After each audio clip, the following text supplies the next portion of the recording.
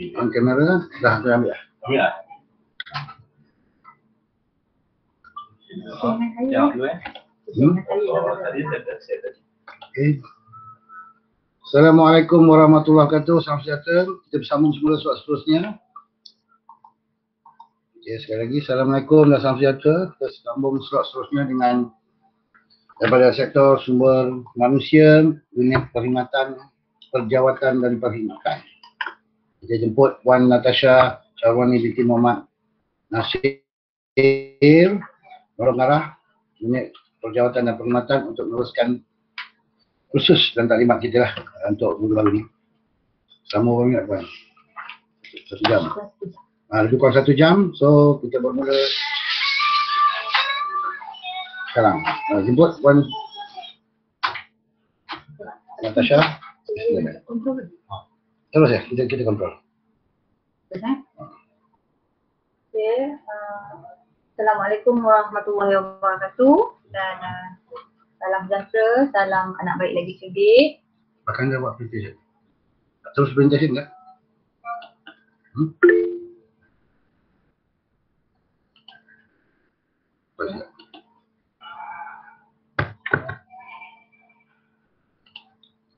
Puan teruskan cakap. Okey, pertama kali saya nak ucapkan tahniah kepada semua cikgu-cikgu guru lantikan tetap bagi Pegawai Perkhidmatan Pendidikan DG 41. Okey, saya perkenalkan diri saya Puan Natasha Syarwani binti Muhammad Nasir. Puan Natasha Syarwani binti Muhammad Nasir, Pengarah Unit Perjawatan dan Perkhidmatan Sektor Sumber Manusia Jabatan Pendidikan Negeri Sembilan. Okey. Kurang 39 orang yang untuk hari ini. Okey. Oh ramai. Banyak lokasi Okey, baik. Saya bagi pihak Sektor Sumber Manusia mengucapkan tahniah kepada cikgu-cikgu semua untuk pelantikan kali ini dan harapan saya sebagai yang menguruskan urusan perkhidmatan cikgu-cikgu, sebab ada di antara cikgu-cikgu yang akan ditempatkan di sekolah menengah PTJ, ada yang ditempatkan di sekolah menengah harian yang mana di bawah kawal selia saya lah. Maknanya nanti ada buku perkhidmatan yang kami akan wujudkan di unit perjawatan dan perkhidmatan, dan ada banyak jugalah persoalan-persoalan dan juga berkaitan dengan urusan perkhidmatan yang kami perlu uruskan untuk cikgu-cikgu semua. Okey, minta maaf sebab agak lewat sikit, sepatutnya dijadualkan pada pukul 11. Sebab sebelum ni saya melaksanakan slot untuk yang contract of service yang mana DG 41 juga seramai lebih kurang dalam 99 orang, dan untuk kali ini saya bersama dengan cikgu-cikgu jugalah. Dia tak boleh nak samakan dengan kawan-kawan di lantikan contract of service sebab taklimat ni adalah berbeza. Taklimat tetap dan juga taklimat kontrak adalah berbeza. Okey, saya minta maaf kalau sekiranya suara tu agak serak sikit sebab tadi daripada pukul 10. Okey. Cikgu-cikgu semua, saya rasa kita teruskan dengan slide sebab saya takut nanti agak lewat dan mungkin kita akan orang kata apa, go through one by one slide dan saya tak akan teruskan sehingga akhir. Saya akan daripada satu slide ke satu slide. Sekiranya ada sebarang persoalan, saya minta terus tanyakanlah Okey. Dalam slide ini kita akan bahagikan kepada berkaitan dengan dua taklimat, iaitu berkaitan dengan dokumentasi pelantikan tetap dan juga penjelasan berkaitan secara basic berkaitan dengan urusan perkhidmatan, pegawai perkhidmatan pendidikan. Jadi kita teruskan dulu dengan taklimat dokumentasi pelantikan yang mana apa dokumen-dokumen yang cikgu perlu buat dan perlu hantar ke mana. Okey. Seterusnya, okey. Dokumentasi lantikan tetap, iaitu pakej setuju terima PSET. Okey. Yang ini kita tengok daripada, saya cerita sikit lah. Sebab cikgu ni sebenarnya lantikan Suruhanjaya Perkhidmatan Pelajaran. Jadi macam mana proses pengambilan tu dilaksanakan. Yang mana maklumat kekosongan jawatan di Kementerian Pendidikan itu disalurkan ke Suruhanjaya Perkhidmatan Pelajaran. Jadi daripada situ Suruhanjaya SP, saya panggil SPP. SPP setelah orang kata apa, ambil kira berapa maklumat kekosongan yang berada dalam Kementerian Pendidikan Malaysia seluruh negara, maka dengan maklumat tersebut iklan untuk Kementerian Pendidikan grade DigiBab 1 tetap dilaksanakanlah. Jadi yang kedua adalah proses tapisan. Selepas menerima kekosongan, ada senarai-senarai nama dan sebagainya, tapisan bermula di SPP. Kemudian yang mana yang telah melepasi tapisan, jangan tanya saya tapisan tu apa dia punya kriteria dia, sebab saya tidak berada di Suruhanjaya Perkhidmatan Pelajaran. Jadi kriteria tu hanya berada di sana dan sekiranya nak tahu kena tanya di sana. Okey, selepas tapisan proses temuduga oleh SPP dilaksanakan. Jadi cikgu-cikgu yang mana yang telah terpilih pada hari ini telah melepasi proses temuduga tersebut. Yang keempat ialah tawaran pelantikan oleh Suruhanjaya Perkhidmatan Pelajaran. Okey, tawaran pelantikan ni setelah diluluskan temuduga, telah lulus temuduga, maka tawaran pun cikgu-cikgu terima. Jadi cikgu-cikgu biasanya terima daripada website SPP lah dah dapat. Okey, dapat tak? Apa mungkin dah tengok tetap ke tak tu, jadi bila dah tengok tu lantik tetap, wah mesti happy kan. Itulah yang saya rasa semua penjawat awam yang dilantikkan tetap bila tengok tu Allahu Akbar, macam memang kena sujud syukur lah kan, sebab semua menanti-nanti untuk lantikkan tetap. Seterusnya yang kelima adalah penempatan oleh Kementerian Pendidikan Malaysia dan juga Jabatan Pendidikan Negeri Sembilan. Jadi untuk cikgu-cikgu semua, saya rasa semua dah menerima surat penempatan masing-masing kan? Ada tak yang guna bulanan? Tapi pada saya dapat tetap tu cukup bagus. Dan saya menjangkakan cikgu-cikgu semua ni walaupun saya tidak berhadapan. Biasanya sebelum-sebelum ni saya berhadapan dengan cikgu guru-guru baru ni. Tapi untuk kali ni saya tak nampak muka-muka cikgu ni. Jadi saya tengok kat PC ni macam seolah cakap dengan seseorang lah kan. Tapi cikgu-cikgu harapnya cikgu memang dengarlah saya punya suara dan saya punya percakapan dekat sini. Okey, lantikan tetap. Semakkan dibuat melalui portal SPP dan calon mencetak. Jadi cikgu dah buat dah yang itu. Kemudian surat tawaran pelantikan tetap pun cikgu pun dah dapat. And package PSCT pun cikgu dah dapat. Cuma sekarang apa yang saya nak buat untuk package PSCT ni? Sorry, belum nak lihat. Kenapa macam tu? Sorry. Okey, yang ini adalah senarai semak dokumen. Okey, senarai semak dokumen ni surat setuju terima tawaran asal. Okey, masing-masing dah dapatkan surat setuju terima tu kan? Surat setuju terima tawaran tu kan? Okey. Yang kedua, borang pemeriksaan perubatan. Borang pemeriksaan perubatan ni untuk yang menengah ni saya tak semak tau. Jadi saya mengharapkan kawan-kawan saya dekat PPD tu buat semakan dengan betul lah. Sebab apa? Yang menengah ni semuanya akan datang ke jabatan. Jadi saya harapkan tak ada isu lah. Kemudian surat akuan berkanun. Akuan berkanun ni akuan sumpah lah. Yang mana cikgu dah isi, kena pergi dekat Pesuruhjaya Sumpah, kena dapatkan dia punya cop dia. Kemudian surat aku janji salinan diakui sah. Yang mana surat aku janji ni dah isi-isi, kemudian kena hantar kepada sekolah, kemudian ketua jabatan ataupun pengetua cikgu-cikgu kena jadi saksi lah dalam surat aku janji tu. Kemudian penyata keuangan. Yang ini memang cikgu tak tahu, tapi saya nyatakan kat sini lah, penyata keuangan ni adalah untuk gaji pertama cikgu. Jadi sekolah, pembantu takbir, kakak-kakak ke kawan-kawan yang melaksanakan tugas sebagai pembantu takbir di sekolah masing-masing, dia kena buat Q8 ni, iaitu Q8 lapor diri. Lapor diri bertarikh 10 hari bulan Jun 2020. Okey, bila dia buat Q8 ni, itulah bermulanya cikgu dikira gaji. Kalau tak ada yang ni, memang kita akan masalah lah, cikgu akan dapat gaji lewat mungkin daripada kawan-kawan lain dan juga SPP akan tolak balik, query balik. Okey, seterusnya surat arahan penempatan oleh JPN yang mana cikgu-cikgu dah terima semalam. Seterusnya ijazah dan diploma pendidikan berserta transkrip. Saya tak nak yang depan saja, ijazah pendidikan, contoh. Tapi transkrip kat belakang setiap semester tu tak ada. Yang itu perlu dilampirkan juga. Dan lampiran tu kena akui sah. Okey, untuk semalam saya buat semakan untuk rendah, ada yang hantar sijil original. Janganlah, itu hidup mati tau. So yang original tu kena simpan, tapi sijil tu photostate dan perlu salinan diakui sah, dicop oleh pengetua ataupun GPK masing-masing kat sekolah.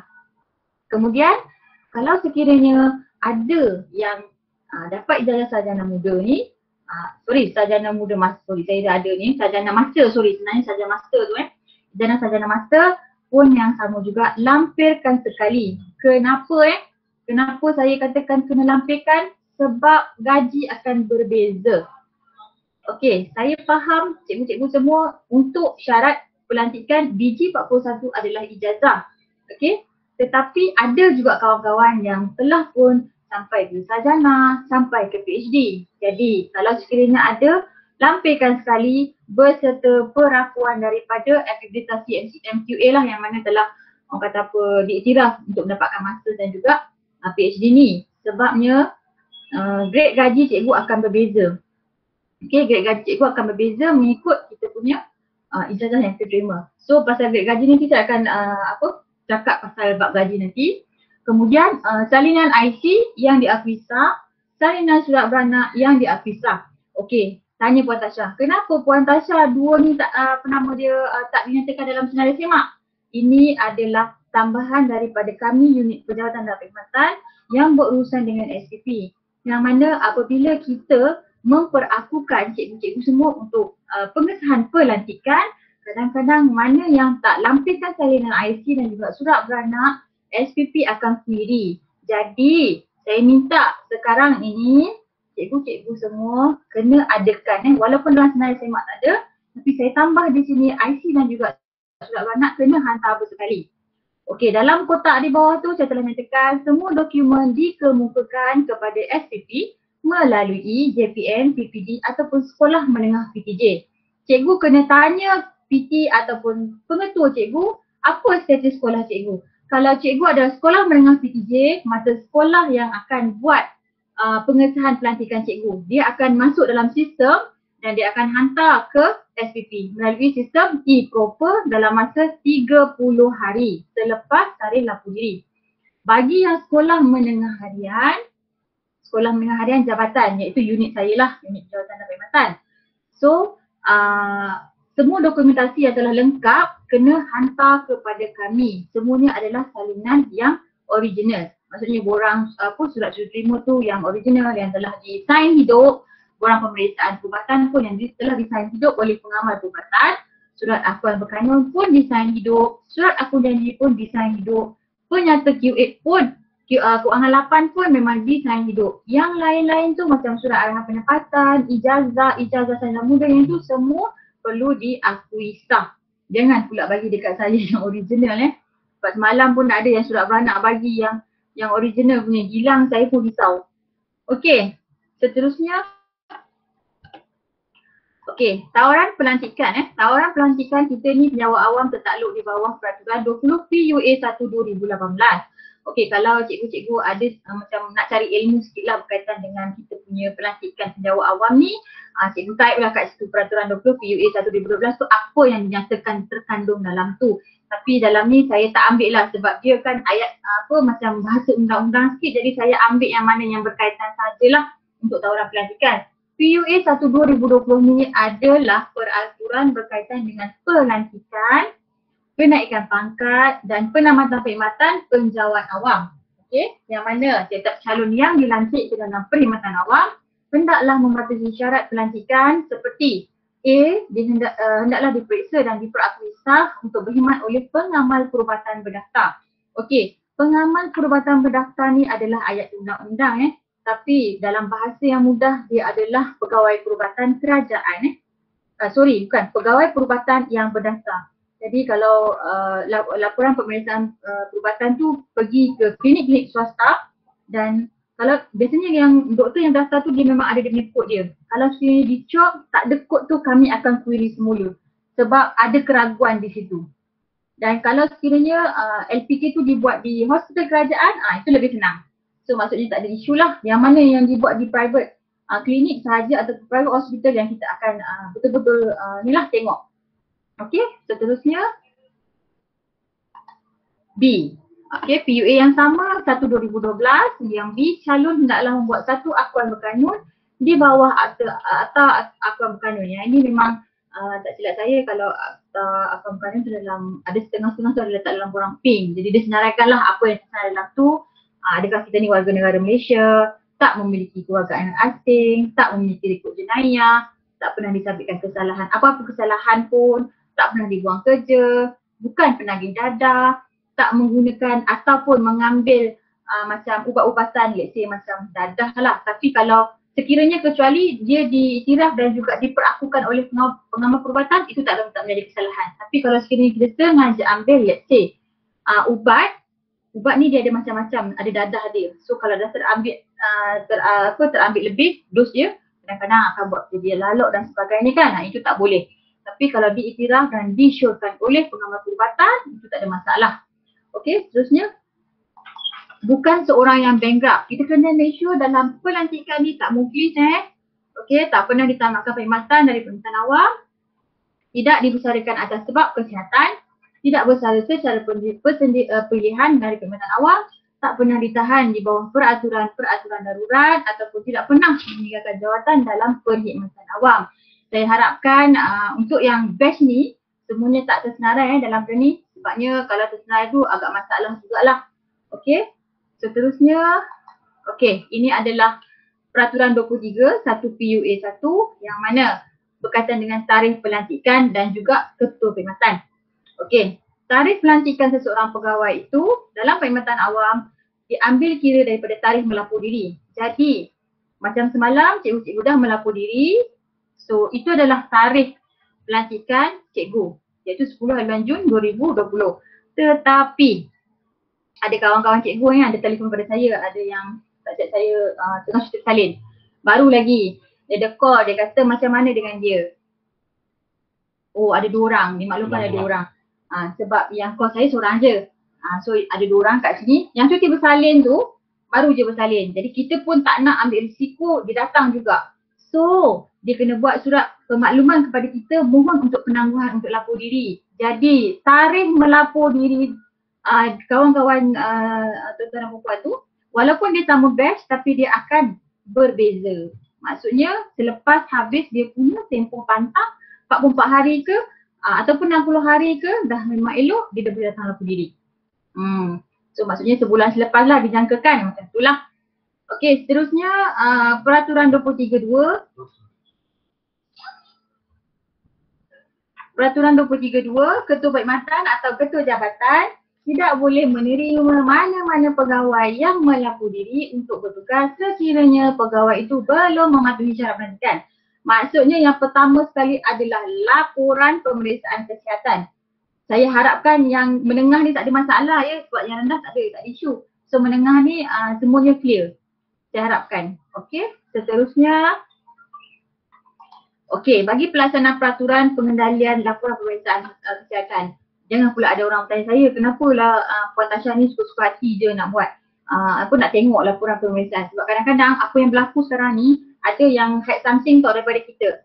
Jadi disebabkan itu pada tahun 2017, SPP telah keluarkan satu arahan iaitu bilangan 2 tahun 2017, dasar pemeriksaan kesihatan kepada calon yang dilantik ke dalam perkhidmatan awam. Khususnya untuk nilai pendidikan.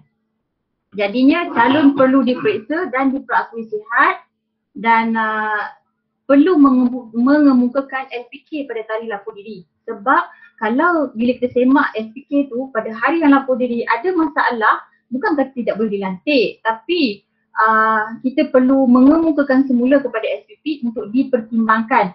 Siapa yang mempertimbangkan untuk dilantik bukan di jabatan, bukan di KPM, tetapi pihak berkuasa melantik.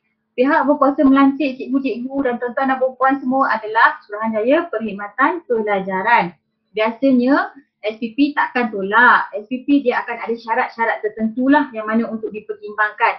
Tetapi kalau memang sakit, stroke dan sebagainya, memang itu memang tak dapat nak tolong lah. Itu memang akan terbatal secara sendirinya. Okey, seterusnya. Ketua jabatan adalah menangguhkan calon dari melapor diri bertugas. Okey, yang saya katakan tadi lah, kalau semak-semak LPK tu ada masalah, kena tangguhkan calon dulu. Kemudian jika tidak kemuka LPK, diberi tempoh 7 hari untuk kemuka. Ketika lapor diri tu tak ada LPK yang diberi pada kita, so kita tak bagi surat pendapatan. Tapi kita ada masa lagi 7 hari untuk dia kemukakan. Ini pun sama juga, dia akan orang kata apa, tarikh lapor diri pun akan berbeza. Tak sama dengan cikgu-cikgu semua pada 10 hari bulan yang semalam lah.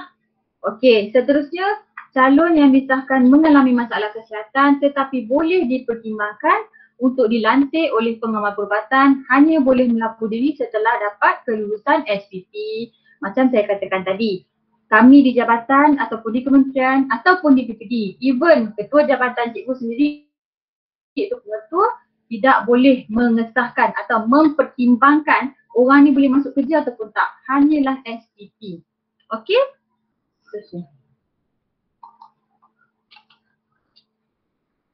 Okey, ketua jabatan tidak boleh menerima calon dari melapor diri tugas jika disahkan mengidap masalah kesihatan yang tidak dapat dikawal dan tidak disokong untuk dilantik oleh pengamal perubatan. Macam saya cakap tadi, akan terbatas secara sendirinya. Okey, setakat ni ada sebarang persoalan?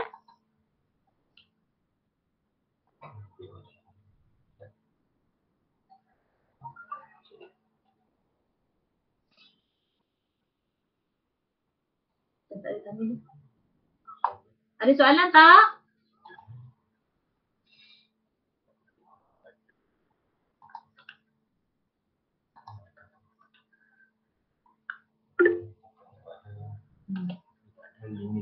Ni pun tak ada.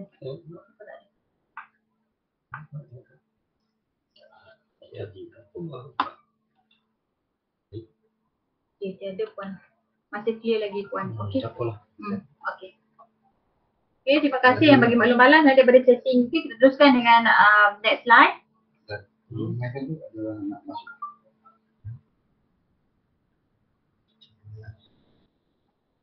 Ini yang kau punya. Yang kau punya. Yang kau punya. Mana masuk? Yang kau punya. Masuk. Ini masukkan kecil kan? Lagi dulu. Pada hari. Boleh. Situ dia masuk. Okey. Satu lagi.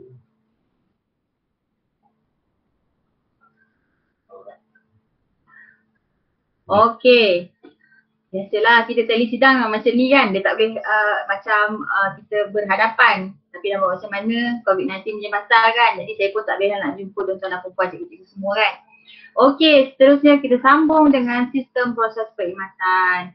Okey, sistem proses perkhidmatan ni adalah e-proper. E-proper ni adalah sistem yang mana diuruskan oleh Suruhanjaya Perkhidmatan Pelajaran untuk pengesahan pelantikan, pengesahan dalam perkhidmatan, pelantikan tempoh percubaan dan juga pemberian taraf pencen. Apa pula puan Tasha merepek? Okey, ini cikgu-cikgu tak perlu tahu pun, tapi kalau sekiranya ada yang berminat untuk mengetahui berkaitan dengan urusan perkhidmatan, inilah sistem yang digunakan oleh unit perkhidmatan lah, tak kira unit perkhidmatan ataupun di sekolah menengah PTJ, pejabat sekolah yang mana PT-PT ataupun sisi yang bertugas ataupun pegawai-pegawai di PPD gunakan untuk menguruskan apa yang saya cakap tadi berkaitan dengan pengesahan urusan perkhidmatan cikgu semua. So yang ini kita dah tak buat secara manual sebab Negeri Sembilan adalah negeri rintis yang pertama, tapi sekarang ni kita dah memang laksanakan secara keseluruhan lah. Dia tak ada lagi rintis-rintis. Tapi ada negeri yang masih lagi menggunakan manual. Manual dia maknanya yang dokumen-dokumen yang diminta tadi tu hantar kepada JPN ataupun PPD, kita akan hantar manual kepada SPP. Tapi untuk Negeri Sembilan kita dah tak ada dah manual. Maknanya cikgu-cikgu hantar dokumentasi ke jabatan PPD, bukan PPD lah sebab cikgu sekolah menengah. So ke jabatan ataupun ke sekolah menengah PTJ, kita akan terus laksanakan melalui sistem. Dan perakuan daripada ketua jabatan kalau di yang mana sekolah menengah harian yang berada di jabatan, yang mana dikawasi oleh jabatan, pengarah pendidikan yang akan perakukan. Kalau sekolah menengah PTJ, pengetua yang akan perakukan. Bila dah peraku, hantar semua dokumentasi yang telah cikgu hantar tu, maksudnya borang pasaran PSCT, akuan berkanun, akta rasmi dan sebagainya, kita akan upload satu-satu ke dalam sistem dan kita akan hantar ke SPP. Okey, daripada situ SPP akan buat semakkan, akan melaksanakan mesyuarat lembaga ni lah, panel di sana, dan sekiranya tak ada masalah dan query, cikgu akan disahkan untuk diberi pelantikan tetap lah. So di situ akan keluar surat nanti pengesahan pelantikan bagi Pegawai Pantang Pendidikan Grade Regi 41 bermula bila? 10 hari bulan Jun 2020. Okey. Okey, sekarang ni kita teruskan kepada taklimat berkaitan dengan urusan perkhidmatan. Sebab tadi yang berkaitan dokumentasi tau. Jadi dokumentasi ni yang daripada hasil daripada checking dan sebagainya, saya tengok macam semuanya clear. Tak ada isu. Ada yang nak tanya tak? Dokumen nak hantar ke mana? Apa yang nak dibuat? Ada tak? Wah, semua dokumen kita upload sendiri ke? Oh, okey. Cikgu Syofian Lim Alright, untuk yang saya katakan tadi, dokumen tu sebenarnya cikgu sediakan sahaja. Maknanya apa yang tersenar dalam senarai semak tu, sediakan, isi dan yang mana kena tanda tangan hidup, kena tanda tangan hidup. Sebabnya dokumen yang asal tu, cikgu kena hantar ke jabatan ataupun sekolah. Yang pertama sekali, cikgu kena kenal pasti sekolah cikgu. Tanyalah pengetua ataupun PT sekolah, cikgu ni berada di sekolah bertaraf PTJ ataupun sekolah menengah harian. Kalau sekolah-sekolah cikgu adalah sekolah menengah harian, semua dokumentasi berkenaan kena hantar ke unit penjawatan dan perkhidmatan melalui sekolah. Bermaksudnya bukan cikgu datang kepada kami lah. Maknanya semua dokumentasi tu yang telah diisi dan diselesaikan di peringkat sekolah, hantar melalui sekolah dengan menggunakan letterhead sekolah. Bagi sekolah menengah PTJ, semuanya akan diuruskan di sekolah sendiri. Okey, Nadrah Razali ada pertanyaan. Surat aku janji yang asal simpanan sendiri. Maksudnya dekat sini, adakah surat aku janji yang asal tu untuk simpanan sendiri? Okey. Ada satu lagi pertanyaan. Ada yang bertanya berkaitan dengan aku janji kan? Aku janji yang asal perlu dihantar ke jabatan. Okey, yang ada kepada cikgu-cikgu semua adalah salinan. Okey, cikgu-cikgu, yang asal kena hantar ke jabatan ataupun yang mana sekolah menengah kecil, PTJ yang akan uruskan, kena make sure everything kena ada satu salinan untuk diri sendiri. Sebab ada banyak kes yang kita terima bila nak buat kenaikan pangkat dan sebagainya ataupun nak bersara, benda tu tak jumpa.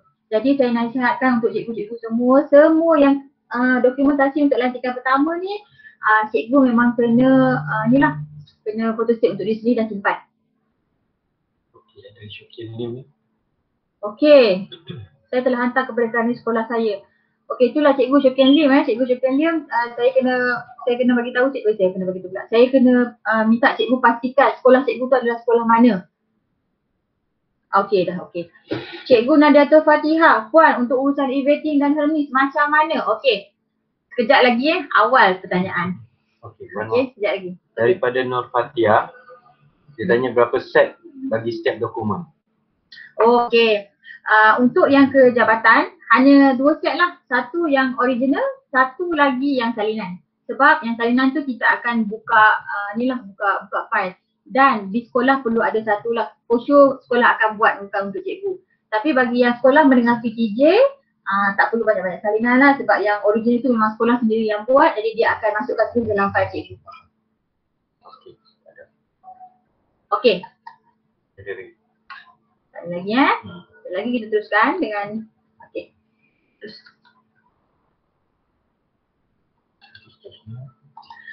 Okey cikgu-cikgu, inilah yang saya katakan PUA 1/2012 tu yang berkaitan dengan peraturan pelantikan, kenaikan pangkat dan penamatan perkhidmatan. Yang mana inilah orang kata apa, kita punya kronologi pelantikan cikgu dilahirkan dalam lantikan tetap. Yang mana permulaan dengan lantikan lah, yang mana cikgu dilantik yang saya ceritakan tadi macam mana SPP nak buat tapisan, temuruga dan diluluskan dan ditawarkan cikgu untuk menjadi pegawai penjawat awam yang tetap. Jadi bermula dengan lantikan, setelah proses lantikan berlaku, kami akan pastikan cikgu-cikgu akan mendapat pengesahan pelantikan. Okey, dalam pengesahan, setelah disahkan dalam pelantikan ni, cikgu-cikgu layak untuk menerima pergerakan gaji biasalah. Maksudnya setiap tahun kita akan ada kenaikan gaji. Untuk DG41 ni kenaikan gaji dia adalah 225. Okey. Tak apa, jangan pergi lagi ke gaji. Dia teruskan lagi dengan tempoh percubaan. Okey, tadi saya katakan dalam sistem, kalau ada yang perasan kan, selepas pengesahan lantikan, pengesahan dalam perkhidmatan. Apa yang saya cakap pasal perkhidmatan ni adalah relate dengan tempoh percubaan. Okey, cikgu diberi pelantikan tetap ni ada masa 3 tahun untuk disahkan dalam perkhidmatan. Yang mana pengesahan tempoh percubaan ni ada masa 3 tahun. Okay, kena buat pengesahan jawatan. Pengesahan jawatan tu maksudnya pengesahan dalam perkhidmatan lah, yang mana kena lalui. Saya rasa tadi Puan Hanis sendiri ada cakap lah, kena pergi PTM dan prestasi mesti cemerlang, dah buat tapisan keselamatan. Jadi bila itu dah komplit, kita cikgu-cikgu kena hantar pada jabatan ataupun pergi ke sekolah menengah PTJ. Kita akan buat pengesahan inilah perkhidmatan. Tapi ada juga kawan-kawan yang orang kata apa, ada sedikitlah dia punya jalan ceritanya agak bermasalah.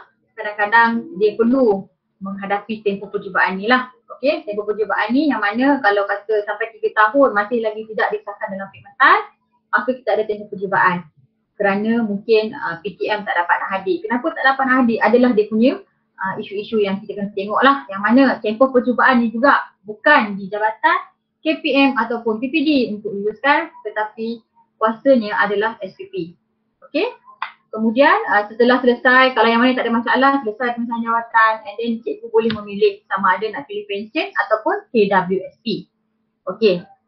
Kalau tanya saya sebagai penjawat awam, saya rasa kalau saya berdepan dengan cikgu-cikgu semua ni, saya akan tanya kenapa terima lantikan tetap. Tapi jawapan yang saya akan terima kebanyakannya adalah sebab ada pension. Okay, tapi tak ada masalah. Kalau kita adalah penjawat awam pun nak pilih KWSP pun tak ada masalah. Tapi adalah dia punya orang kata apa, pro and cons dia. Ada setengah dalam kita punya penjawat awam ni, kalau husband and wife, saya cerita pasal husband and wife lah Husband and wife tu adalah penjawat awam, seorang ambil pension, seorang ambil KWSP. Sebab KWSP ni dia tak macam pension. Pension walaupun kita dah bersara, kita akan dapat bulanan. Tapi untuk KWSP, selesai saja kita, maksudnya masa untuk kita pilih untuk bersara wajib tu, kita akan dapat selepuk lah. Kita punya duit KWSP tu. Dapat sekaligus. Untuk pension ni pula, setiap bulan kita akan dia macam terancang sikit lah. Dan kita pun tidaklah nak gunakan sebab duit kan. Dapat je banyak macam-macam. Sekejap je nak habis tu. Okey. Seterusnya, untuk kenaikan pangkat. Untuk kenaikan pangkat. Okey, kenaikan pangkat ni terbahagi kepada dua memangku ataupun time base. Untuk guru-guru, dia punya time base dia adalah 8833.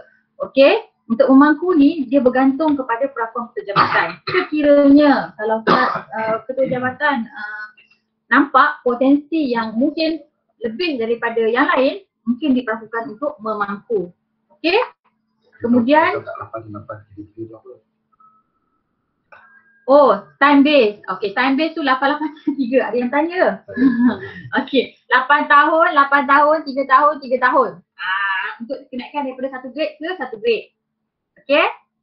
Kemudian kita pergi kepada bersara. Bersara ni terbahagi yang kebiasaannya adalah bersara disebabkan wajib. Yang mana kita memilih, last kali kita adalah memilih ada 60 tahun lah. Tapi ada juga yang memilih option 58. Dan ada juga yang memilih option 56. Untuk wajib lah. Tengok kita sign bila. Tapi untuk yang lantikan baharu ni dah tak ada option dah, tak boleh pilih-pilih. Memang nak memang kena sign 60. Dia memang automatic. Jadi kita yang lantikan baru-baru ni, kita hanya ada pilihan untuk kalau sekiranya dah memang mungkin dah tak nak bersara wajib, nak tunggu sampai 60 tahun lamanya ya Allah. Tapi pada ketika umur 40 tahun, cikgu-cikgu dah boleh memilih untuk nak option. Okey, 40, 45 dan 55. Okey, seterusnya. Okey, ini adalah struktur gaji lah Struktur gaji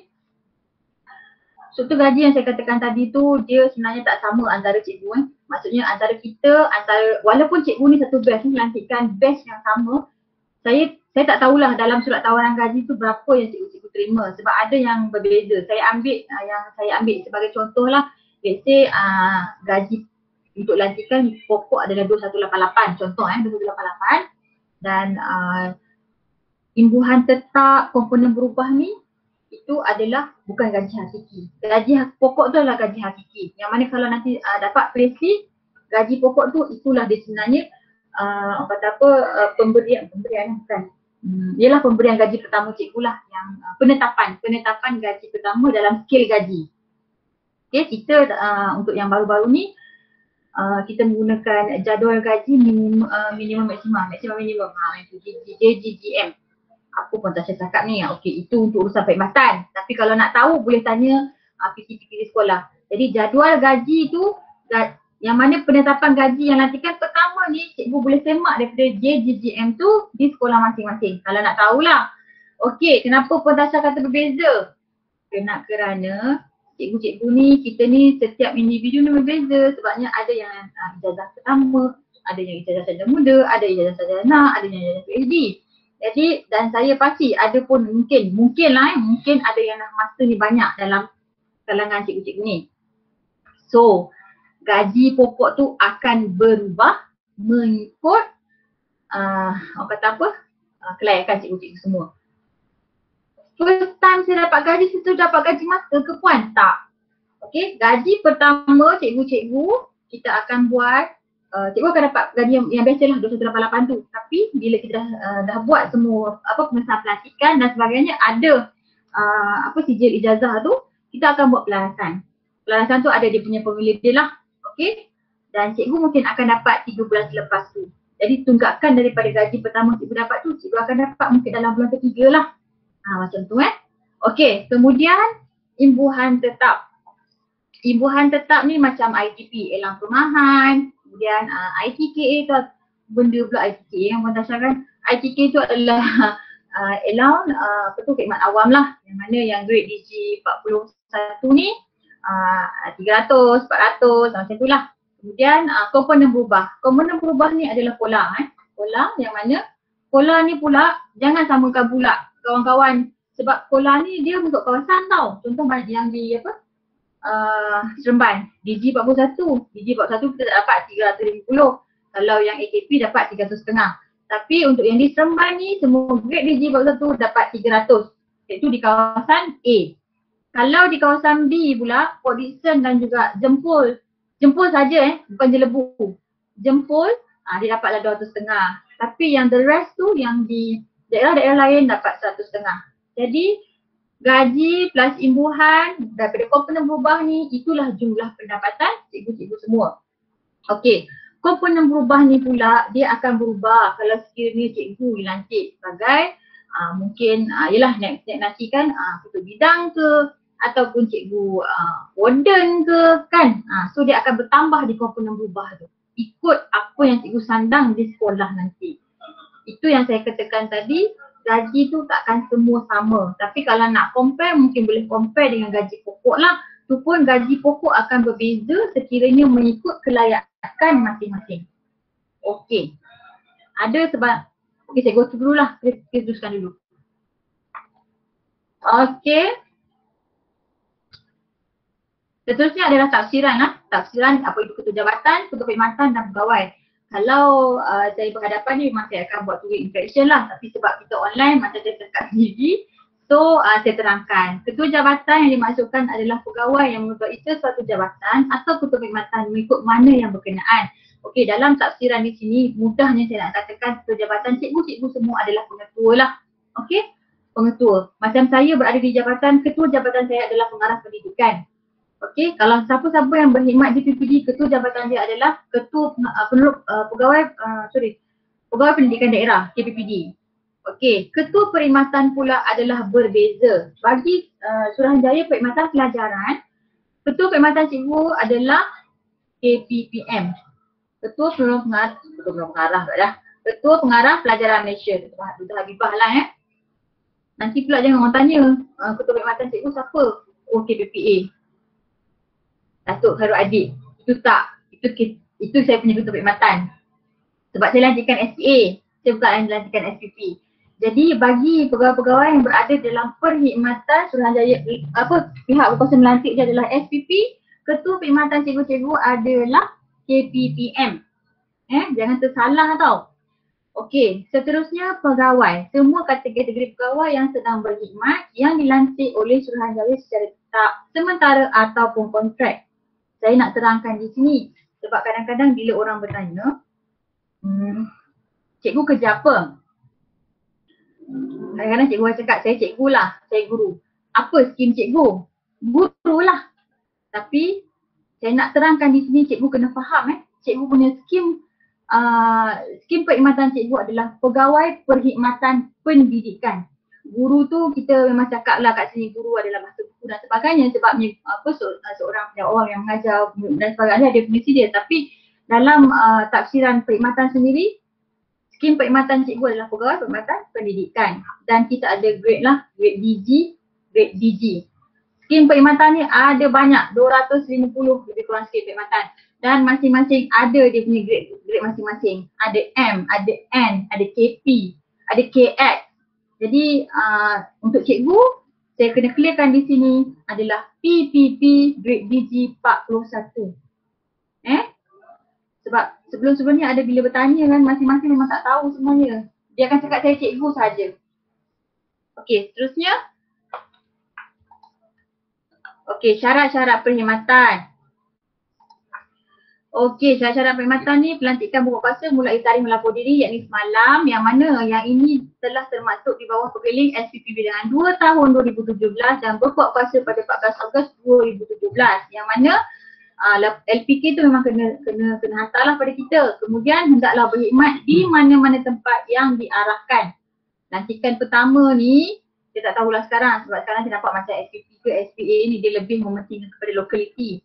Jadi yang mana yang dapat bukan di tempat lokaliti dia tu, jangan anggap kata dia tidak bernasib baik, tapi pada saya anggaplah sebagai salah satu cabaran yang mana tak ada siapa pun boleh terima. Contoh saya bagi saya lah saya tak ambil orang lain, tapi saya bukan orang sini tau, saya orang Kedah. Tapi first saya dilantik ke dalam perkhidmatan awam, saya terus posting ke Polisen.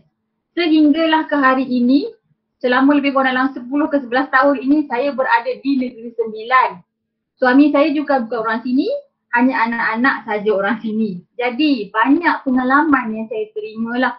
Memang kadang-kadang bila kita dilantik tu, kita nak dekat dengan mak, dengan ayah, dengan family kat kampung. Tapi kita kena fikir tau, kita ni let's say lah saya daripada Kedah. Saya dah tahu tau budaya, culture, terus cakap budaya, bahasa, dialek kan. Jadi kita dah tahu kita punya culture dekat negeri kita. Sama je. Tapi bila kita dah berkhidmat dekat tempat orang, especially yang berada di yang dihantar ke Sabah dengan Sarawak, pengalaman tu banyak benda yang kita boleh terima tau. Dan kita, let's say lah, saya ambil contoh yang macam berada di Sabah ataupun Sarawak. Macam mana anak-anak murid kita di sekolah-sekolah yang terpaksa mengharungi, let's say, sebab saya cakap ni berkaitan dengan sepupu saya ditempatkan di Sabah tak silap saya, tapi dah balik ke sini dah, rezeki dia Alhamdulillah. Dia terpaksa melalui satu perjalanan yang agak panjang untuk nak pergi ke sekolah. Pukul berapa dia keluar? Kena lalui sungai, kena lalui jalan yang berliku-liku dan sampai ke sekolah tu hanyalah sekolah kayu. Jadi pengalaman tu takkan dapat pada siapa-siapa pun.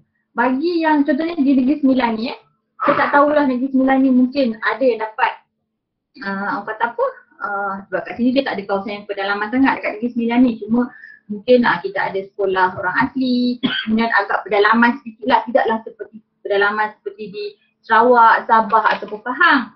Jadi yang mana-mana yang berada ditempatkan di hujung-hujung ni, jangan anggap dia tak kata apa bernasib baik.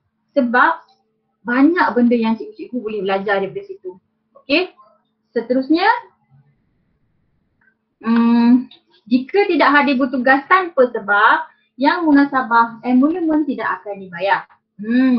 So maksudnya kalau cikgu nak cuti, cikgu kena mohonnya dalam hermis. Tapi jangan pula tanya saya, Puan Tasha, sekolah saya tak boleh terima, tak boleh buat Hermes. Okey, saya faham. Sebab kadang-kadang ni di sekolah, dia tengok kawasan. Ada kawasan lain okey, ada kawasan lain tak okey. Okey, daripada situ saya tak boleh nak cakap lah sebab itu bukan sekolah tak nak buat. Tapi kita ada isu lain kat situ, mungkin dari segi pengurusan yang mana ialah kawasan yang memang lain tak okey. Jadi nak buat macam mana kan? Jadi terpaksalah gunakan borang manual. Tapi kita di Negeri Sembilan ni memang kita dah kuat kuasakan Hermes lah. Okey. Jadi berbalik kepada yang tidak dibayar ni. Kalau kita, cikgu let's say lah kalau sakit kena dapatkan MC lah. Kalau kata nak bercuti kena mohon dulu. Biasanya seminggu awal, 3 hari awal. Janganlah hari ni tak datang kerja ataupun tak datang mengajar baru cakap dalam WhatsApp. Tak boleh lah macam tu. Biasanya kalau macam tu macam ni EL tiba-tiba tak sihat. Okey, saya tak larat nak bangun sangat, tak ada orang nak ni. Okey, EL ni biasanya kecemasan kecemasan, ada kematian ataupun ada masalah dari segi sakit lah sebab kesihatan. Okey. Seterusnya tertakluk kepada semua arahan yang berkuasa lah, peraturan-peraturan yang telah dilaksanakan dibuat oleh kerajaan. Kalau maknanya sebarang perkeliling yang ada berkaitan dengan pendidikan, penjawat awam, maka cikgu-cikgu semua tertakluk di bawah perkeliling berkenaan. Okey, ini apa yang cikgu layak.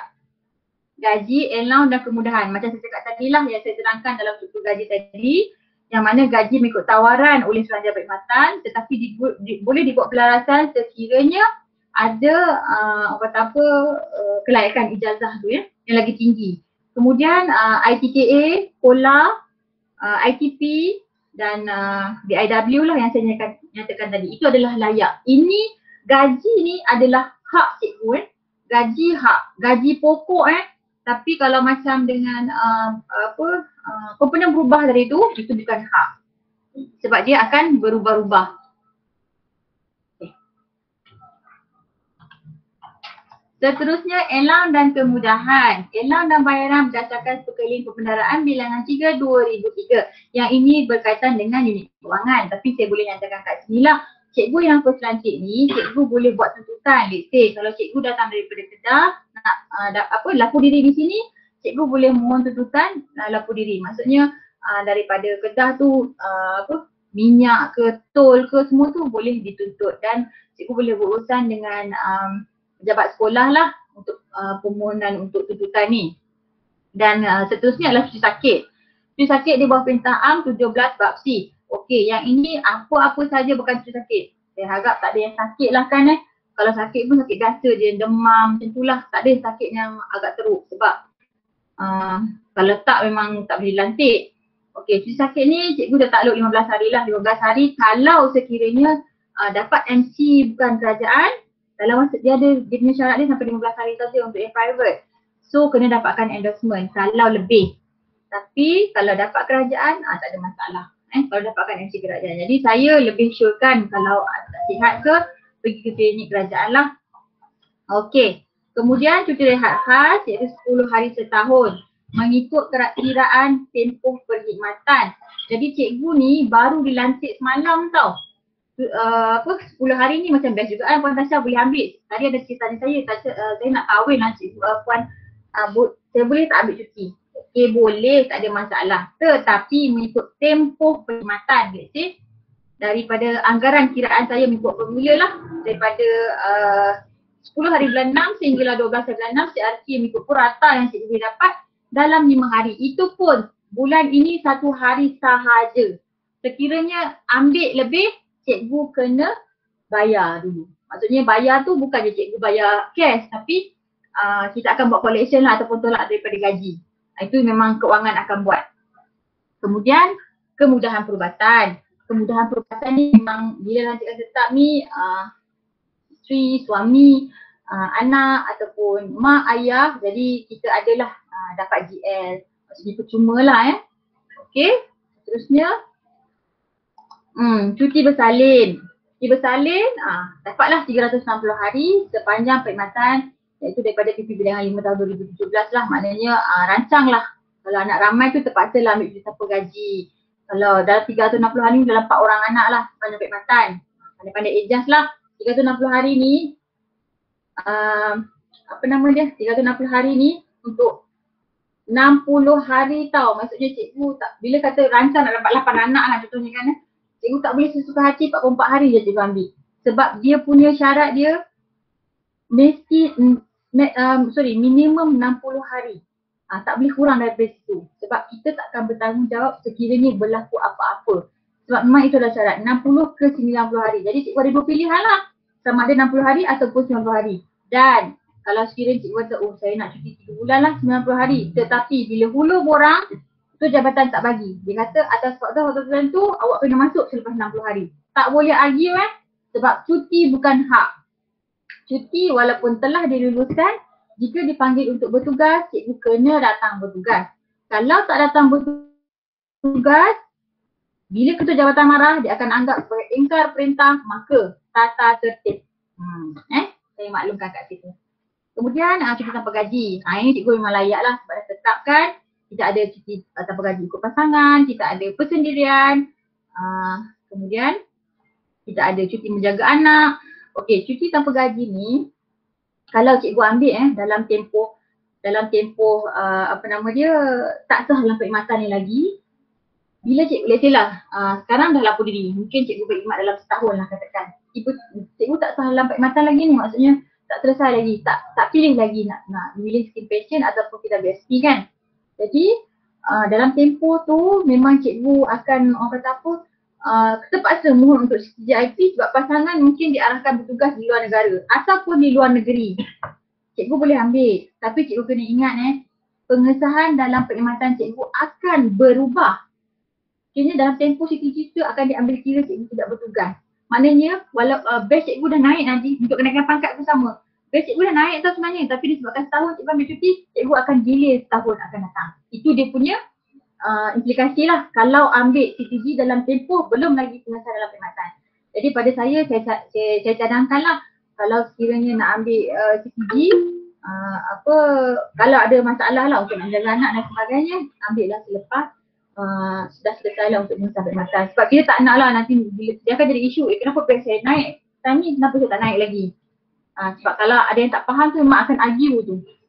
Okey, seterusnya tempoh percubaan. Tempoh percubaan macam saya katakan tadi lah, kalau sekiranya dalam tempoh 3 tahun tu cikgu tak pergi, tak dapat hadir PTM dan ada masalah-masalah dari segi mungkin prestasi ke dan tidak diperlakukan untuk disahkan dalam perkhidmatan, itu kita akan tengok dalam tempoh percubaan ni. Tempoh percubaan ni pula ada pula berdenda dengan tak berdenda. Kalau berdenda tu maksudnya dengan sengaja. Maksudnya dah panggil lah PTM tapi cikgu tak nak pergi PTM. Itu memang cikgu kenalah berdenda. Apa syaratnya berdenda akan ditentukan oleh SPP. Kalau tak berdenda ni mungkin, okey, sepanjang tempoh 3 tahun tu, time tu cikgu bersalin lah pula. So 3 tahun tu memang cikgu tak dapat nak hadir. So maksudnya itu bukan di luar bidang kuasa cikgu. Jadi itu tidak dipilih sebagai berdenda lah. Cikgu boleh macam dimaafkan. Okey. Kemudian, okey, next. Okey, syarat pengesahan dalam jawatan. Dalam perkhidmatan lah ni Tadi ada tanya dengan saya tadi, apa yang nak di dalam perkhidmatan ni. Pertama, kena hadir kursus PTM lah. Saya rasa tadi Puan Ahli Sri dah cakap. Kedua, tapisan keselamatan. Okey cikgu, tapisan keselamatan. Sila tulis cikgu. E-vetting. Okey. E-vetting. Nanti cikgu masuk dalam Google Chrome tu, type je e-vetting, cikgu daftar diri masing-masing, kemudian cikgu pilih modul lantikan surahan jaya perkhidmatan pelajaran. Maka cikgu isilah semua dalam tu dan submit. Dan pegawai yang akan meluluskan tapisan keselamatan, bukan meluluskanlah, memperakukan tapisan keselamatan cikgu adalah saya lah dekat jabatan. Jadi tapisan keselamatan adalah salah satu syarat untuk pengesahan dalam perkhidmatan. Kalau cikgu tak buat, cikgu tak dapatlah untuk datang dalam perkhidmatan. Okey, diperakui oleh ketua jabatan. Jadi sekiranya dalam tempoh 3 tahun ni perlulah cikgu buat kerja dengan orang kata apa, sepenuh hatilah. Janganlah buat perangai. Dan saya pun sebenarnya tak nasihatkan lah sebab ada kadang-kadang kita tengok ni dia jaga time 3 tahun ni je. Lepas tu dia dah buat perangai macam-macam. Saya tak nak lah macam tu yang cikgu-cikgu, saya tak nak yang untuk lantikan ni ramai-ramai ni buat perangai macam tu. Okay, seterusnya selepas dah sah dalam perkhidmatan, masa tu barulah cikgu memilih skim pension. Okey, pemberian taraf berpencen. Itu kes WSP ataupun skim pencen. Saya tak boleh nak go through banyak-banyak pasal ni. Nanti kalau kata berkaitan dengan pencen ni banyak benda nak kena. Dia kan ada satu khusus tau berkaitan dengan WSP dengan pencen. Tapi saya just bagi secara basic lah. Okey. Seterusnya. Tadi situ.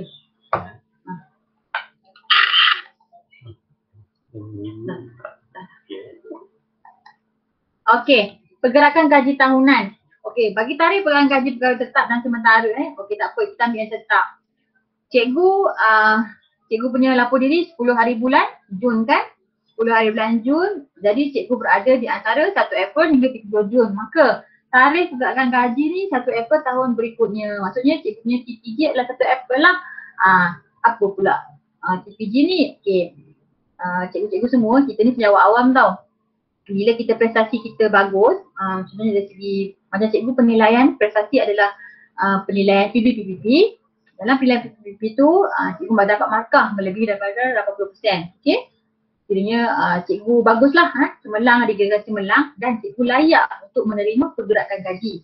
Let's say gaji cikgu 2188 untuk tahun ini, tapi untuk tahun depan cikgu diperlakukan kata apa cemerlang dalam prestasi cikgu akan diberi kenaikan gaji ataupun pergerakan gaji biasa yang mana pada 1 April tahun hadapan cikgu akan dapat kenaikan RM225.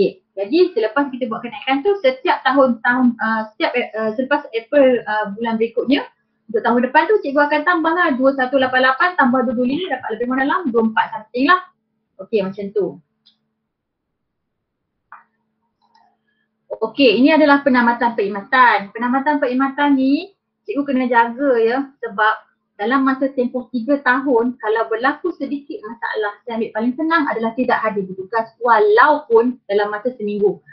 Kalau kata ketua jabatan yang pengetua cikgu-cikgu nak buat terus penamatan perkhidmatan boleh. Sebabnya dikira sebagai tidak hadir bertugas lah, tidak hadir bertugas tanpa kelulusan ataupun tanpa sebab. Jadi di sini dia bagi contoh kenapa penamatan tu boleh berlaku. Dia kata menyembunyikan maklumat kesihatan. Tapi yang ni tak ada masalah sebab kita dah semak awal-awal. Okey, membuat akuan palsu dalam akuan berkanun. Yes, yang ini saya akan semak nanti. Kemudian tidak mematuhi peraturan pegawai awam dalam kelakuan dan tata tertib. Contoh, tak hadir bertugas. Dan ada buat sexual harassment dan sebagainya. Yang itu memang mandatory. So, nak tak nak bila kita dapat kes tu, cikgu terus akan ditamatkan perkhidmatan. Tak tanya dah. Memang akan ditamatkan. Sebab cikgu dalam tempoh percubaan. Kalau lepas 3 tahun cikgu dah sah dalam perkhidmatan, memang kita akan ada banyaklah dia punya jalan cerita dia. Nak kena pergi buat tata tertib dan sebagainya. Tapi sebab tak sah lagi dalam perkhidmatan, buat je masalah memang terus boleh kena buang. Kemudian gagal tapisan keselamatan. Macam saya katakan tadi, buat tapisan keselamatan yang untuk guru-guru ni tapisan keselamatan kasar lah. Tapi kalau macam dengan pengarah, macam saya, kami tapisan keselamatan halus sebab ada perkara-perkara sulit yang kami kena uruskan. Okey, seterusnya notis penamatan perkhidmatan. Walaupun ini adalah lantikan tetap, tiba-tiba cikgu dapat pula tawaran jadilah mungkin skim lain, doktor lah katakan. Jadi nak jadi doktor.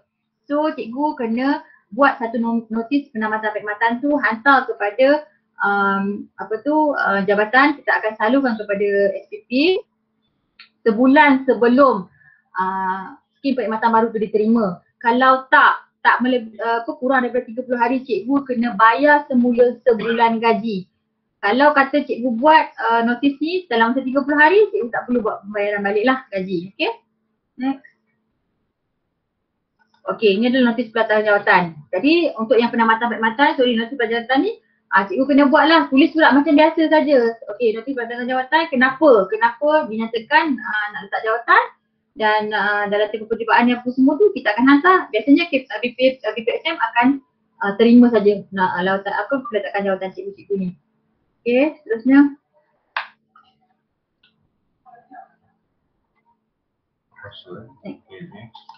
Okey. Dah habis sesi soal jawab. Sebab jadi kan.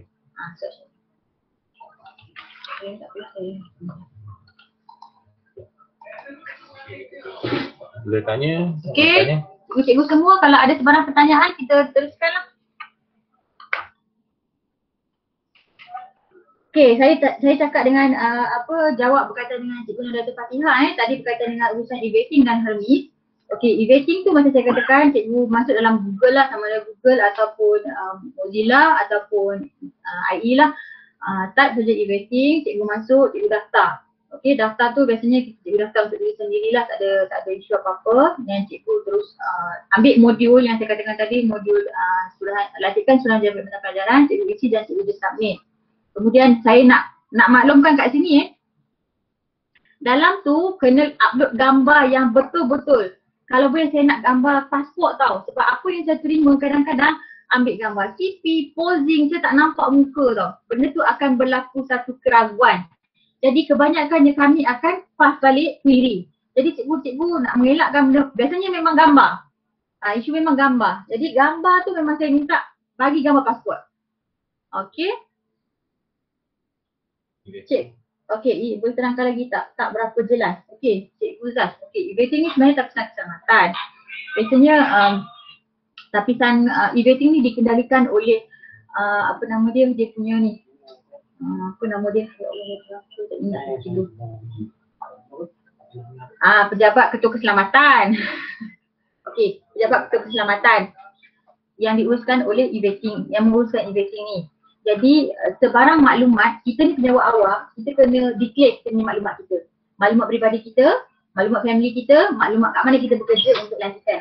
So, once bila dah declare di Pejabat Keselamatan, Ketua Pengarah Keselamatan Malaysia, dia akan dapat. Bukan kata bila cikgu dah hantar pada saya di unit penjawatan, saya perakukan bermaksud itu dah selesai. Tak.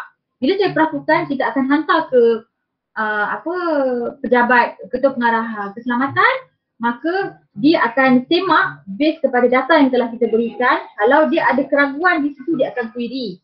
Tapi kalau tak ada masalah, dia akan luluskan dan memang cikgu-cikgu boleh print out keputusan e-vetting tu dan lampirkan untuk pengesahan dalam perkhidmatan.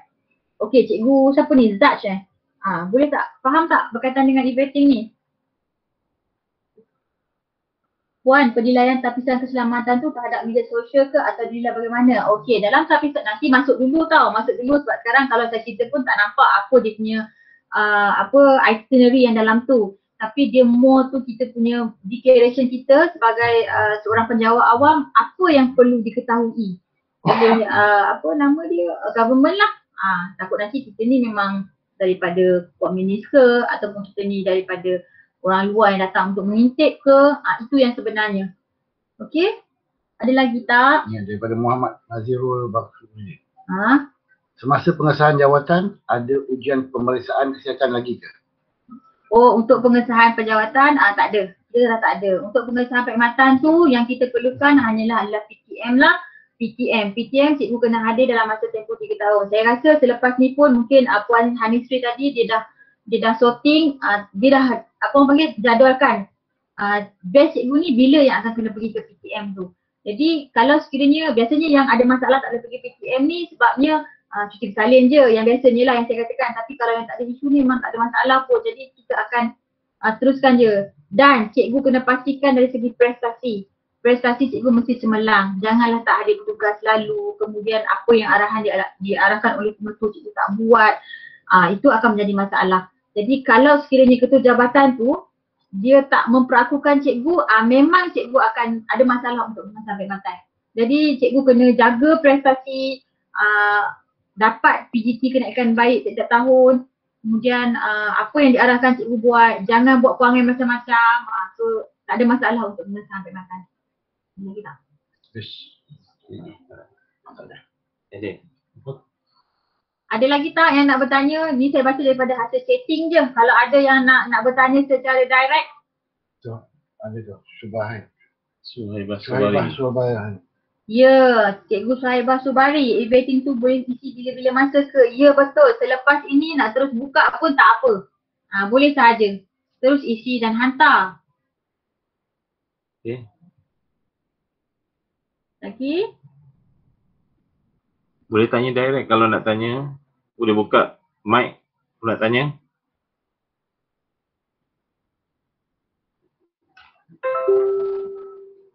sekarang ni saya nak dengar suara lah. Silalah bertanya. Tadi kawan-kawan tadi contract of service banyak dia orang tanya tau. Dia direct je. Dah dapat maklumat tadi, bagus tu. Soalan. Soalan lah. Soalan tak ada je. Saya dah dapat dengar berdua ni dengan soalan dengan isteri saya sekali. Okay. Oh, okey. Okay. Terima kasih Tuan. Yang lain ada, kalau ada soalan berkaitan dengan perkhidmatan?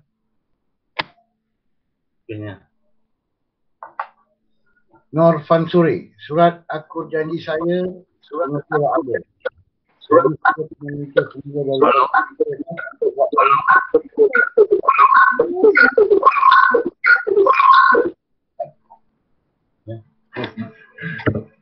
Apa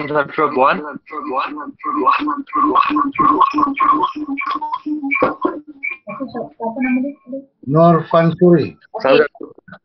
Cikgu Nur Fansuri sekejap saya jawab yang apa setting dulu. Dia ada tanya berkaitan dengan surat aku janji Okey, saya nak cikgu pastikan cikgu punya sekolah adalah bertaraf PTJ ataupun sekolah menengah harian.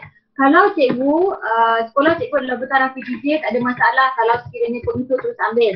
Sebab pejabat yang akan uruskan dengan SPP. Tetapi kalau cikgu adalah bersaja sekolah menengah harian, cikgu kena dapatkan yang original tu daripada pengetua semula untuk dihantar kepada kami di unit penjawatan perkhidmatan. Sebab kami hanya akan menerima original saja baru kita boleh proceed dengan e-proper. Kalau tak, kita akan query semula ke sekolah. Okey, di sini ada satu soalan daripada Azizi Hairudin. Sebelum ini saya ada penjawat awam di sektor dan jabatan lain. Saya dah bekerja selama setahun sebelum saya lapor diri sebagai cikgu. Jadi adakah tempoh setahun saya sebelum ini dikira atau tidak?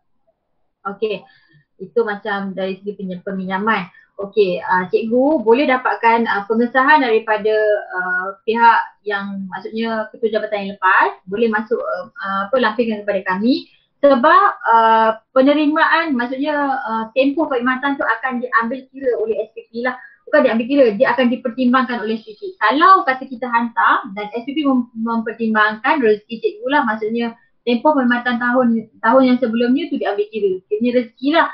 Kalau tidak, cikgu akan bermula dengan awal. Sebabnya saya tak boleh nak mengatakan di sini bahawa diterima ataupun tidak sebab saya bukan pihak berkuasa melancik dan saya tak ada kuasa pun untuk nak cakap kata cikgu pengalaman cikgu tu diterima. Apapun akan dilaksanakan di peringkat SPP dan dia ada panel dia tersendiri. Sebab tu saya kata nanti dia akan tengok balik tapi cikgu boleh hantar pada kita lah untuk kita cuba angkat ke SPP. Okey, ada lagi soalan. Puan, saya DC41 ke DG41 sejak 2016 sampai 2019 tiada pergerakan gaji di SRJKC Bahau. DC41, SRJKC Pehua, DG41. Siapakah saya bertanya tentang pergerakan gaji? Oh, DC DC ni saya nak tanya, interim ke cikgu? Sebabnya saya lagi interim kan? Okey, interim ni dia tak ada pergerakan gaji tau. Dia pergerakan allowance. Dia tertakluk kepada 3 tahun sahaja. Sekiranya lebih daripada 3 tahun dah tak dapat dah pergerakan allowance. Tapi kalau sekiranya memang cikgu tak dapat pergerakan allowance tu, mohon cikgu datang kepada kami lah ke jabatan untuk kita simak balik. Okey, next soalan daripada Hassan Hazwan. Puan, sekiranya sudah pernah isi borang e-vetting sebelum ni, perlu ke untuk isi semula? Okey, e-vetting yang yang diisi sebelum itu di mana tu? Maksudnya adakah pada ketika lantikan interim ataupun kontrak ataupun ketika berada dalam perkhidmatan lain? Saya nak tahu tu. Sebab kalau sekiranya berada dalam perlantikan lain, iaitu ini contohnya suruhanjaya perkhidmatan awam ataupun lantikan Kementerian Pendidikan Malaysia, kalau lantikan Kementerian Pendidikan Malaysia tak ada masalah sebabnya memang dah isi sebelum ni. Tapi di IPG dia. IPG. Ketika di IPG. Saya cadangkan buat semula lah sebab masa kat IPG tu masa belajar So saya cadangkan buat semula, isi semula. Ya, betul. Yang soalan yang masuk editing kemas kini profile. Okey, masuk e-vetting kemas kini profile ke? Ya, betul. Kena masuk e-vetting tu kemas kini profile. Maksudnya apa yang minta diisi kena isi semua. Jangan lepas tu klik modul latihan, betul ke? Modul latihan, dia tak ada modul latihan. Cikgu Syofian Lim, you masuk kat mana Sebab kalau dah daftar, maksudnya klik daftar, isi semua daftar, kemudian pilih modul, dia akan appear kita punya tu. Yang macam klik modul latihan ni macam ibarat nak belajar sistem e-vetting tu. Dah pernah ada. Tak tahu tu lah, saya tak jawab.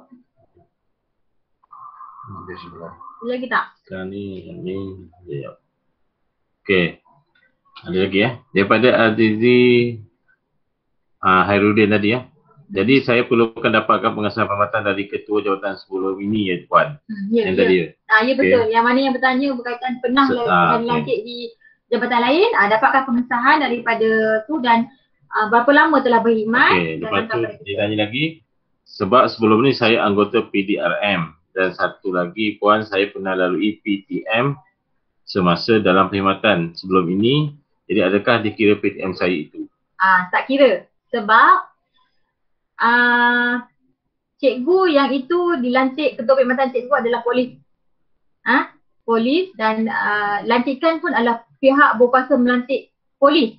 Bukan Suruhanjaya Perkhidmatan Pendidikan ataupun Suruhanjaya Perkhidmatan Awam. Cikgu adalah Suruhanjaya Pelantikan Polis. Jadi memang kena buat semula lah. Dan daripada apa yang saya tahu ni, mungkin cikgu tidak akan dipertimbangkan untuk tempoh perkhidmatan tu lah sebab memang berbeza. Tapi boleh cuba, kita boleh cuba. Ya ni. Okey, daripada Steve Wong tadi yang tanya pasal DC ke DG tadi, dia kata di unit perkhidmatan tu nak refer dengan siapa? Boleh cakap dengan Puan Natasha ataupun Puan Khairul Akmal. Saya lah. Okey. Okey. Jadi Terima kasih lah. terima kasih. Okey Okey, last sekali. Okay, ni soalan last. Sekiranya sudah isi e-vetting terima tawaran pada November 2019, tarikh isi lantikan bulan November perlu isi semula?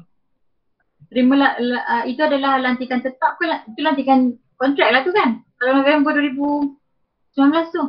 Tetap. Lantikan tetap dia tulis. Tapi yang tetap ni apa pula? Sudah isi borak e-vetting tu. Dia masa terima tawaran tu dia dah isi e-vetting. Maksudnya ada yang dapat surat tawaran sebelum sekolah belanja? Memangnya soalan dia ni?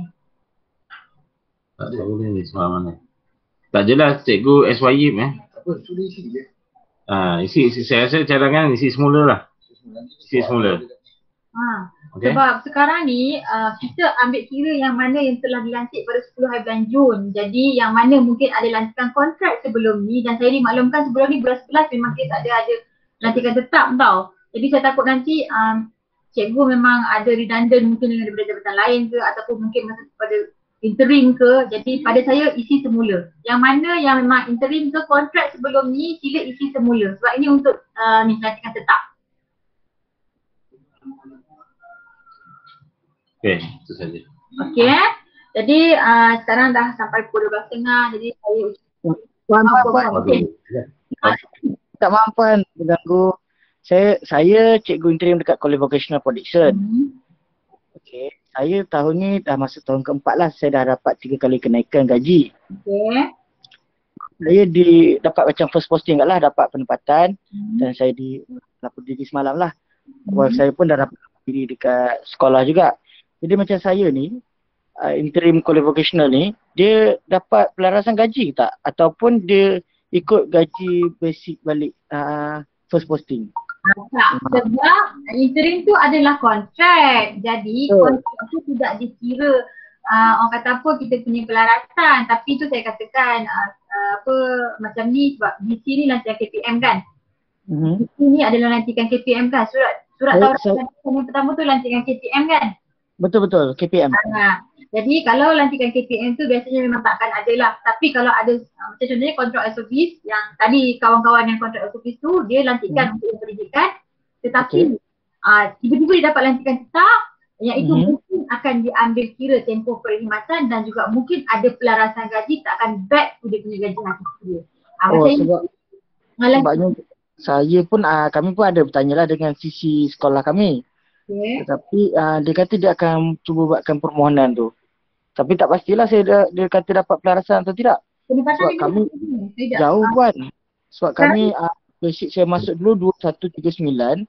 3 kali kenaikan dah jatuh 675 kenaikan. Jadi basic dah jadi 2,800 lebih kurang lah.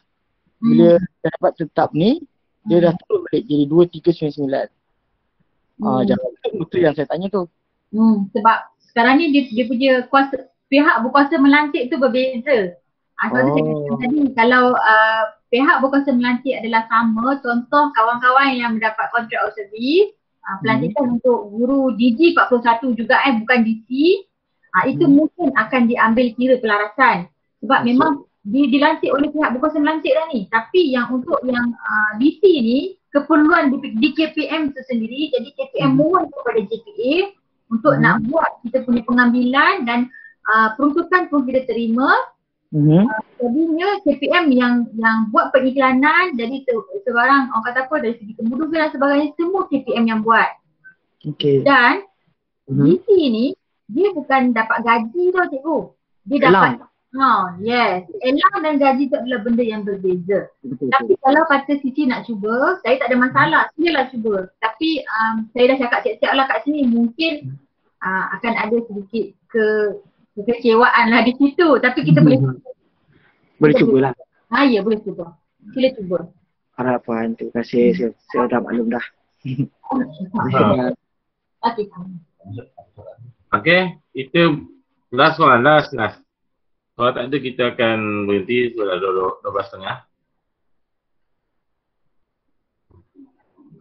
Ya, tak ada. Okay, rasa tak ada. Okay, kalau tak ada, saya ucapkan terima kasih banyak-banyak kepada semua cikgu-cikgu pada hari ini. Ya. Saya nak tanya, kalau gaji dia tak jelas boleh dengar? Tak jelas. Ulang balik. Saya nak tanya, kalau gaji guru interim isi 41, boleh dengar? Jelas ditambah 225 setiap tahun. Lepas naik ke lantikan tetap isi 41, adakah gaji sebelum itu perlu dipulangkan yang telah dapat? Boleh faham? Tak jelas. Sebut nama nama Steve Yong. Steve Wong. Saya Tio. Boleh type soalan tak? Kami tak jelas. Okay. Cuba type. Tak jelas. Tak jelas. Line masa tak jelas. You type terus soalan sekarang.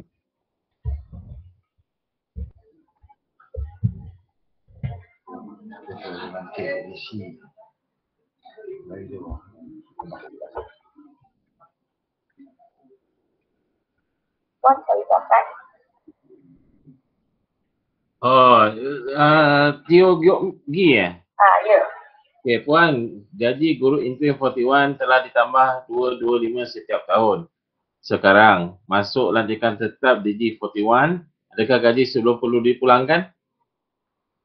Bukan gaji itu allowance. Saya ulang sekali lagi, untuk yang lantikan interim adalah allowance, bukan gaji. Jadi pergerakan gaji yang cikgu dapat tu adalah pergerakan allowance. TPE, tarikh pergerakan allowance. KGE, kenaikan gaji, KGE pula dah. TPE. So, yang mana dalam tempoh cikgu dalam kontrak DC tu tak perlulah pulangkan. Itu memang itu cikgu diberi. So, itu adalah hak cikgu lah. Maknanya sekarang bila nanti tetap, cikgu akan back to gaji hakiki yang telah ditawarkan oleh SPP. Boleh tak cikgu? Faham tak? Boleh. Terima kasih ya. Okay, sama. Takut pimpinan. Okay. Rasanya itu saja Okay. Nak contact number. Kalau nak kontak nombor boleh. Okey, untuk sebarang pertanyaan, cikgu-cikgu boleh ambil saya punya kontak number lah 06 765 3143. Nampak eh? Tu memang direct line saya lah. Puan ulang semula Puan. Apa? Saya dah type Sekejap, nanti dekat tu. ah. Saya Okey, type okey, dekat tu. Tak apa. 765 3143. Ya.